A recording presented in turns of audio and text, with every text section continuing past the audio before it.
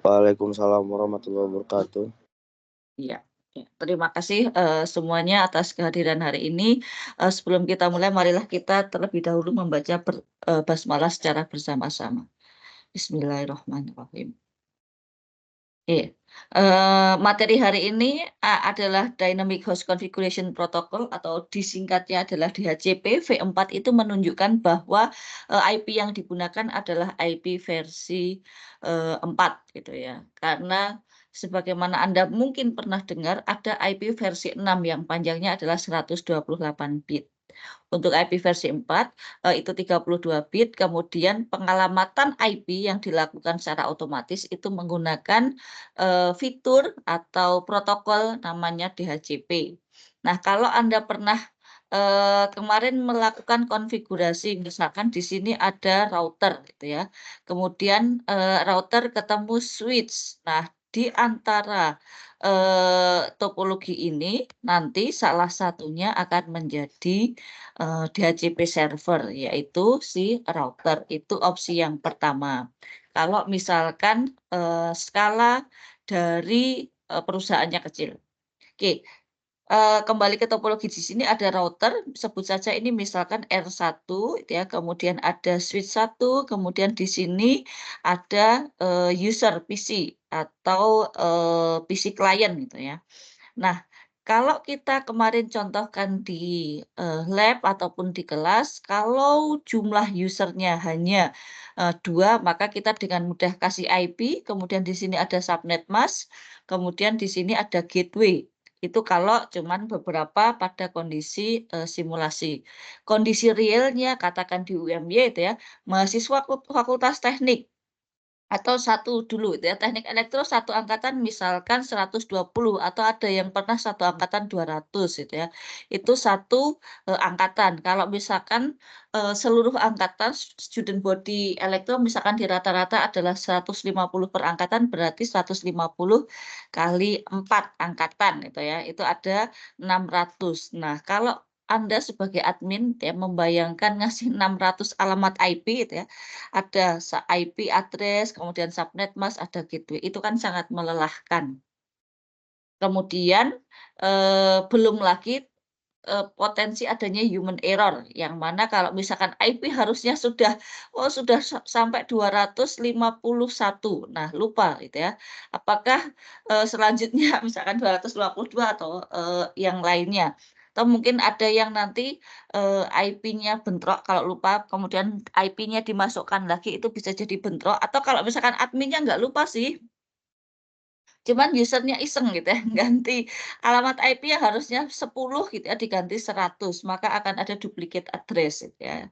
Adminnya nggak salah gitu ya, tapi usernya mencoba gitu ya, berkreasi dengan mengganti IP address itu akan menjadi problem tersendiri di jaringan. Nah, kalau misalkan hal ini terjadi di lapangan, kemudian jumlah user sangat banyak, contoh kalau usernya adalah seluruh mahasiswa UMY, ya satu network di sini misalkan ya, satu segmen itu adalah seluruh mahasiswa UMY dari prodi A sampai dengan prodi Z, ya, dari teknik kedokteran sampai dengan ekonomi dan seterusnya, ya, vokasi dan seterusnya, itu katakan ada 25.000 user.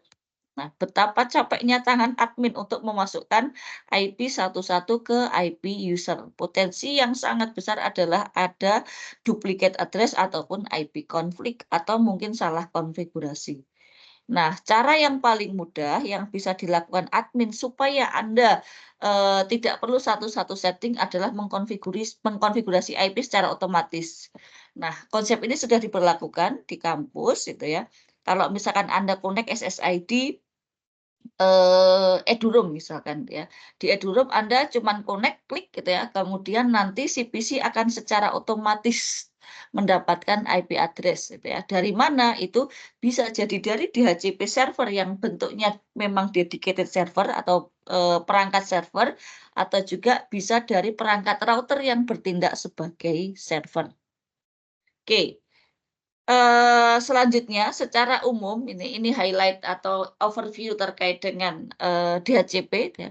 DHCP itu bekerja sebagai klien dan server. Ada DHCP server, ada DHCP klien. DHCP klien adalah pengguna, user, atau kalau misalkan, kita sebagai warga, warga kampus, maka kita yang mengakses internet itu sebagai klien. Kemudian servernya siapa? Di kampus itu ada khusus DHCP, server. Nanti kalau misalkan selain DHCP server, jenis server apalagi? Ada DNS server, ada web server itu ya. Kemudian nanti ada TACAC server, itu authentication user itu ya. Kemudian masih ada server-server yang lainnya. Yang jelas server DHCP fungsinya adalah menyediakan alamat IP yang bisa digunakan oleh klien. Oke, kemudian ya, kaitan dengan jenis-jenis server yang bisa digunakan untuk menyediakan IP secara otomatis ya, atau topologi di jaringan ya, perangkat apa saja sih yang bisa digunakan sebagai penyedia IP? Yang pertama adalah server itu sendiri, yang kedua adalah router yang bertindak sebagai server.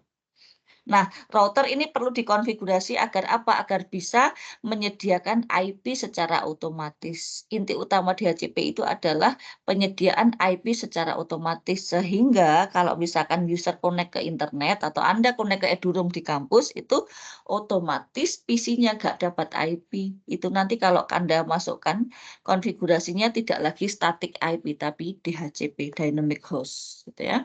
Hostnya dapat IP secara dinamis. Dalam hal ini, dinamisnya otomatis dapat IP.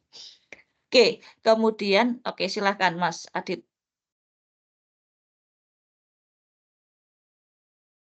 Suaranya masih belum terdengar.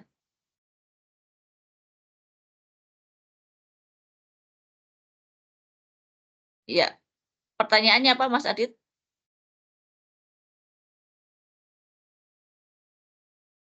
Oke, kalau nanti bisa menyampaikan, silahkan disampaikan ya. Sementara ini masih raise hand, tapi saya belum mendapatkan respon terhadap apa yang mau ditanyakan. Saya lanjutkan terlebih dahulu, nanti kalau misalkan, sudah ketemu pertanyaannya atau sudah tahu, silahkan disampaikan ya. Eee, nah, dalam hal mode operasi klien dan server ya, si DHCP server atau router sebagai DHCP server atau intinya adalah penyedia layanan ya, layanan IP secara otomatis, mereka meng-assign atau memberikan IP serta, menyewakan. Jadi konsepnya itu sewa IP dalam tanda kutip itu ya, sewanya berarti nanti kliennya menyewa IP yang tersedia di, server. Nah, nanti kalau misalkan IP-nya tidak digunakan, IP tersebut dikembalikan, yang artinya sewanya tidak disewa lagi ya, sewanya dikembalikan ke yang punya atau IP-nya disediakan kembali ke dalam, pool. Jadi pool itu ada kolam renang, kolam IP. Jadi alamat IP, penampungan IP yang biasanya digunakan untuk mengalokasikan. Ada IP dari misalkan 1 sampai 254 yang bisa digunakan untuk, network A. Kemudian ada, IP ya dari range ya, misalkan 1 gitu ya, sampai dengan 15 yang bisa digunakan oleh si network B dan seterusnya. Jadi leasing di sini atau sewa, IP ini berkaitan dengan, ketika IP tersebut digunakan oleh user. Kalau misalkan IP-nya digunakan berarti, IP tersebut disewakan ya atau digunakan oleh user. Otomatis yang namanya sewa itu kan ada kondisi di mana dia harus dikembalikan. Nah, proses pengembaliannya itu nanti tergantung expired time yang disetting oleh si, router. Nah, contoh misalkan dalam, server, DHCP atau dalam router yang bertindak sebagai DHCP, dibuat supaya expired time-nya adalah 24 jam. Nah, kalau selama 24 jam itu IP digunakan ya, lebih dari 24 jam maka, IP tersebut dikembalikan ke pool yang ada di DHCP. Nah, itu adalah konsep leasing ya, penyewaan IP. Kalau sudah expired akan dikembalikan, kemudian kalau misalkan, sudah dikembalikan berarti berhak digunakan oleh orang lain atau klien lain yang ada di DHCP. Network-nya, ya. Oke, Mas Ferry Gunawan, ada yang mau ditanyakan? Ini ya, silakan. Izin Bu, mohon Ya, bertanya. Saya mau mhm. nanya kalau kelas 850 masuknya sekarang, Bu? 8.50, Jumat itu tidak ada kelas 8.50. Oh ya, mohon maaf ya, Bu. Iya, ada ya kelas jam 7. Ya. Iya, Ya, oke. makasih, Bu. Iya. Oke, saya lanjutkan. Eh untuk komunikasi itu ya, komunikasi dari atau step by step yang dilakukan, oleh klien dan server itu ya dalam, mode DHCP. Jadi kalau misalkan kita kemarin konfigurasinya masih manual itu ya, tidak ada, setting DHCP di klien. Jadi kalau misalkan ini sebagai klien biasa, kemudian ya kita sambungkan ke perangkat switch ya, di sini misalkan ada switch-nya, agak penceng dikit. Kemudian di sini ada router, maka yang kita lakukan adalah setting IP, di server, misalkan di sini ada IP interface gitu ya, gigabit 00, IP address. Nah, IP address yang ada di server atau interface server interface router, sorry, ini adalah gateway dari si klien. Itu kalau kita setting manual. Kemudian di, kliennya ada IP, kemudian ada konfigurasi subnet mask, yang itu semuanya disinkronkan gitu ya, dengan IP yang ada di perangkat routernya. Nah, komunikasinya apa? Ya selama kita sudah konfigurasi, kemudian, sinkron gitu ya, IP-nya sinkron, maka PC klien dengan router itu bisa berkomunikasi. Kondisinya ketika kita konfigurasi secara otomatis, yang terjadi adalah kita tidak perlu memasukkan IP ke perangkat PC klien atau user. Tidak perlu, kita cuma klik aja gitu ya, IP-nya nanti DHCP, yang perlu di-setting apa, yang perlu setting di sini, di DHCP server. Kalau misalkan nggak punya DHCP server, maka ini bisa ke perangkat router. Jadi boleh digantikan, antara router sama server, yang jelas ada konfigurasi DHCP-nya. Nah, kapan kita pakai DHCP khusus untuk, perangkat server dan kapan kita pakai untuk yang DHCP bisa dikonfigurasi di router. Untuk yang router itu biasanya skalanya kecil. Kenapa? Gitu ya. Kalau misalkan kita bebani tugas router itu ya dengan memberikan DHCP, maka yang terjadi adalah si router itu overload. Kalau misalkan usernya ada 100.000 ya, yang jadi nanti si router malah sibuk melayani akses DHCP, sementara tugas utamanya meroutekan itu bisa terhambat. Sehingga kalau untuk network skala besar gitu ya, menengah ke atas gitu ya, skala menengah, ke besar, disarankan pakai DHCP server sendiri. Jadi ada perangkat khusus yang dikonfigurasi untuk menyediakan IP address. Oke.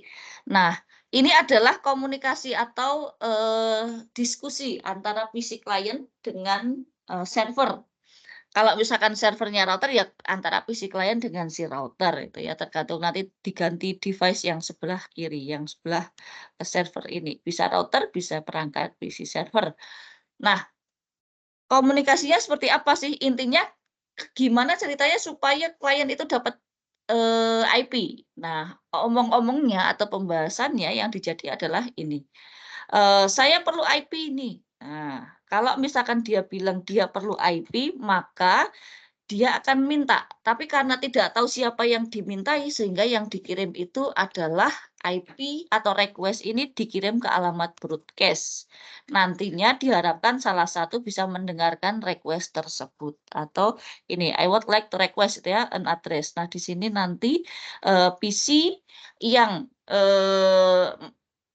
klien yang meminta IP akan membroadcast pesannya. Nah, broadcast pesan itu akan diterima misalkan oleh si server atau oleh router terlebih dahulu, nanti router akan diteruskan. Kalau misalkan, perangkat server ini mendeteksi ada permintaan atau ada, mendengar bahwa ada yang membutuhkan IP, dia akan menawarkan gitu ya, offer, dia "Saya adalah DHCP servernya, saya penyedia IP, kalau misalkan, Anda butuh, saya punya IP 192.168.10.5," misalkan seperti itu. "Mau nggak Anda pakai IP, tersebut?" Gitu ya. Nah, untuk membalasnya gitu ya, maka si PC oke gitu ya, menyetujui gitu ya, mengokekan bahwa IP 192.168 tadi 10 misalkan 5, dijadikan sebagai IP-nya dia gitu ya. Kemudian si, server gitu ya, "Oke, saya tulis ya. Nah, saya tulis itu berarti tadi sudah masuk leasing time IP tersebut sudah digunakan, maka kalau sudah digunakan oleh PCA, IP A gitu ya, atau IP yang titik 5 tadi tidak bisa digunakan oleh PCB. PCB bisa menggunakan kapan? Kalau sudah expired. Dan nanti siapa cepat dia dapat atau dalam hal ini tergantung dari kondisi si server dia akan memberikan IP yang kembali ke pool-nya atau kembali ke dirinya itu kepada siapa. Oke, kasus berikutnya kalau misalkan gitu ya, sebelumnya pernah menggunakan IP kemudian tiba-tiba disconnect gitu ya. Nah, perlu IP lagi. Nah, prosesnya cukup request sama acknowledgement. Oke, saya butuh IP tadi karena misalkan terputus gitu ya. Nah, ini perhatikan kalau di sini dia unicast gitu ya. Kalau yang sebelumnya dia broadcast dan ketemu broadcast karena sebelumnya belum tahu. Begitu sudah tahu maka komunikasinya berubah jadi unicast. Kemudian acknowledgement berarti tadi menunjukkan bahwa IP 192.168 atau IP berapapun tersebut sudah digunakan oleh si B. Oke. Nah, ini pertama DHCP konfigurasinya ya, dikonfigurasi di router. Jadi DHCP di sini Cisco IOS itu artinya adalah router yang ada di sini. Nah, bertindak sebagai DHCP server. Nanti ada lagi gitu ya. Contoh yang lain ini gitu ya. Ini konfigurasinya sorry. Yang berikutnya yang ini DHCP server itu dipisah. Nah, ini. Ini cocok untuk kondisi jaringan yang skalanya besar. Kenapa? Karena tugas router tidak bertambah ya.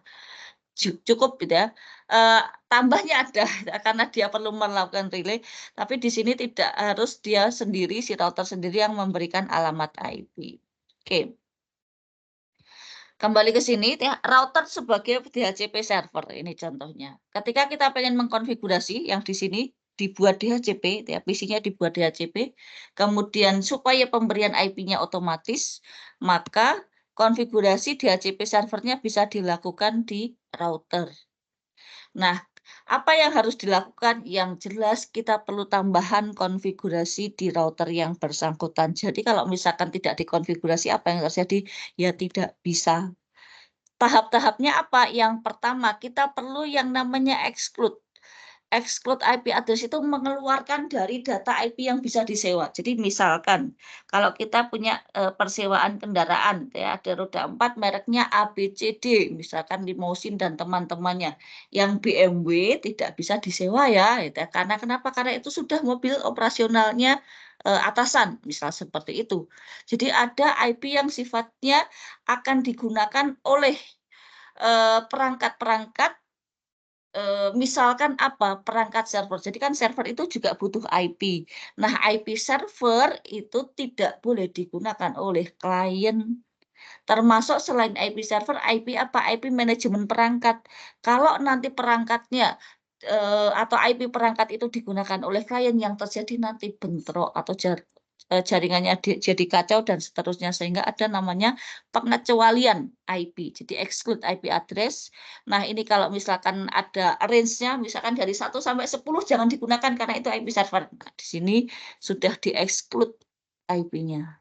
DHCP exclude address, ini low address tadi misalkan 10.1 sampai dengan 10.9, yang low itu 10.1, batas bawahnya 10.9 itu yang atas. Boleh nggak kalau dari 14 sampai 17? Berarti ya yang low yang 14, yang high adalah yang 17. Oke, kemudian ada konfigurasi namanya pool name. Jadi kalau kita mau menyediakan IP, kita tampung dulu IP berapa aja sih gitu ya yang akan disediakan. Nah, itu namanya pool gitu ya. Nah, supaya mudah dikasih nama pool-nya dikasih nama. Kenapa? Karena kalau Anda perhatikan kemarin ini ada satu jaringan, tapi di balik satu interface router ini bisa jadi di sini ada VLAN A, VLAN B gitu ya dan seterusnya VLAN C. Nah, setiap VLAN itu kan punya network yang berbeda.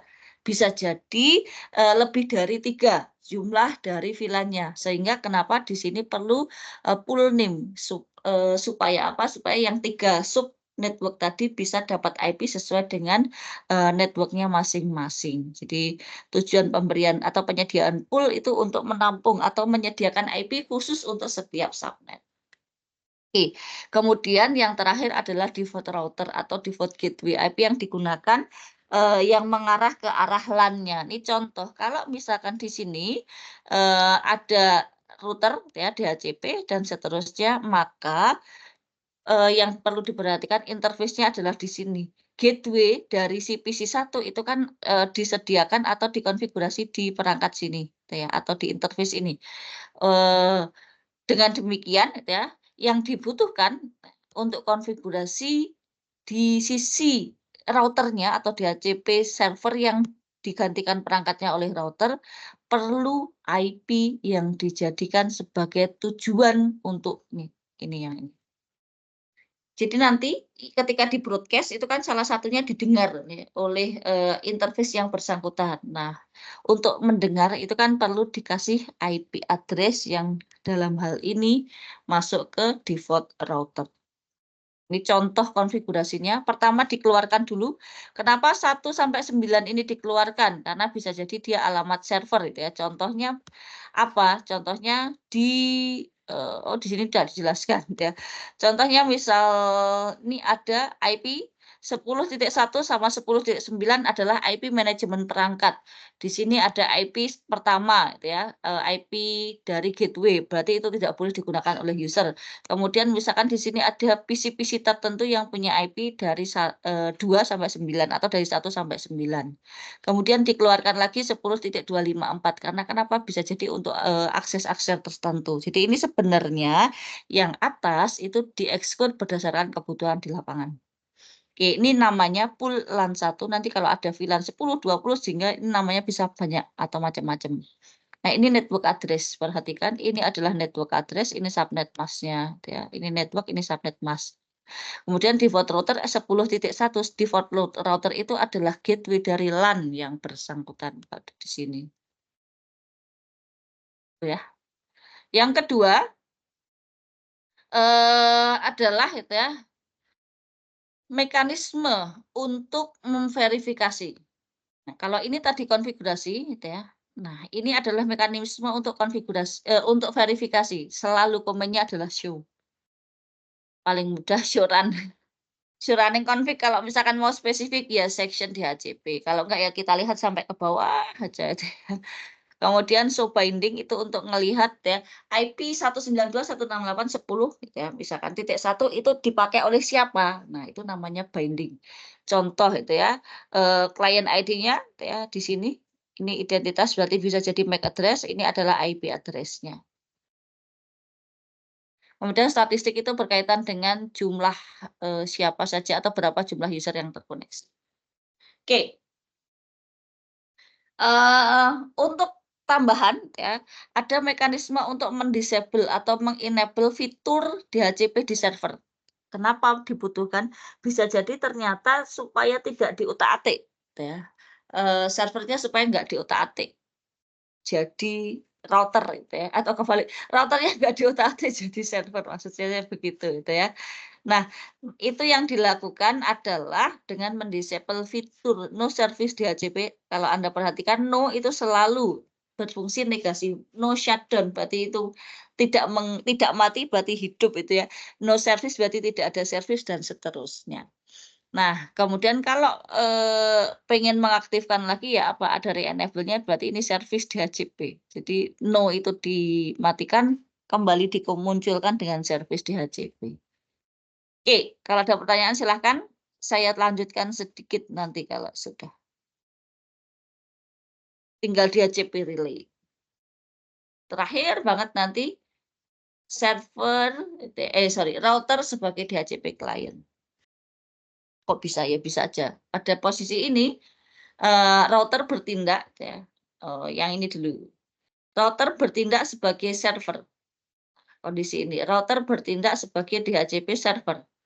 Berikutnya ini router bertindak sebagai relay. Karena yang bekerja atau yang menjadi si DHCP server itu benar-benar servernya, benar-benar server aslinya, ya. Nah, kalau benar-benar, server aslinya perhatikan di sini, karena tadi pesan yang dikirim oleh, klien itu kan broadcast.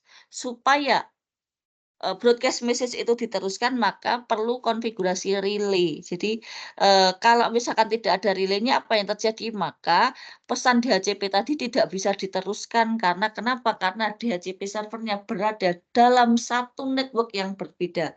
Kalau Anda perhatikan, DHCP servernya itu kan lokasinya 192.168.11. Nah, network di sini itu tadi kan 10, jadinya beda network, sehingga perlu konfigurasi relay. Cuman konfigurasinya ini.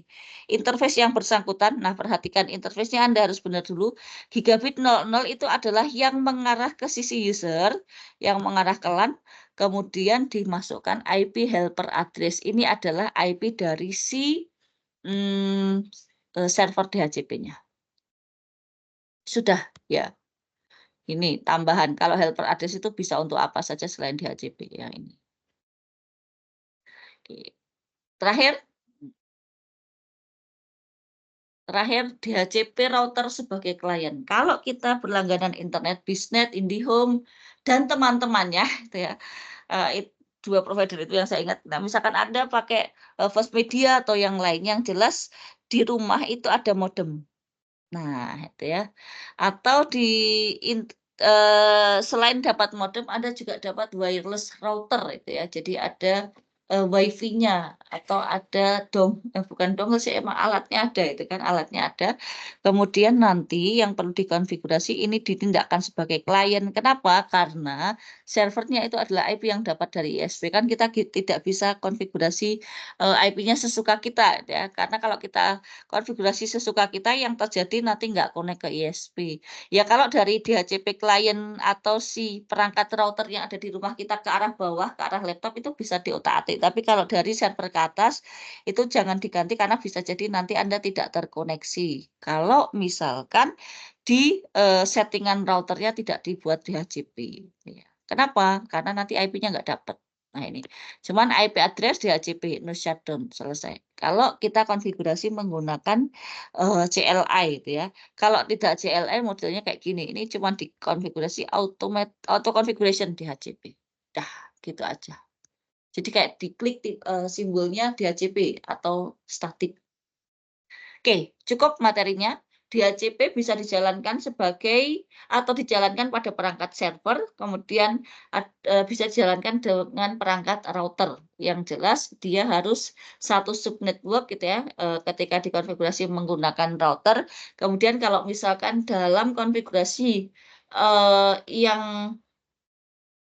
DHCP-nya menggunakan server dedicated gitu, kemudian bisa beda network atau letaknya jauh, maka perlu konfigurasi relay di routernya. Interface-nya adalah interface yang menghadap user, kemudian terakhir ada informasi berkaitan dengan router bertindak sebagai klien. Jadi router itu bisa sebagai DHCP server gitu ya, sekaligus sebagai router. Sama modem Anda itu ya, kalau Anda pakai langganan internet, modem Anda itu kan dapat IP dari ISP. Nah, itu adalah IP kliennya, kemudian, apa namanya, wireless routernya supaya user-user atau laptop kita, PC kita itu bisa terkonek, maka mereka akan mengkonfigurasi, sebagai wireless router sebagai DHCP server.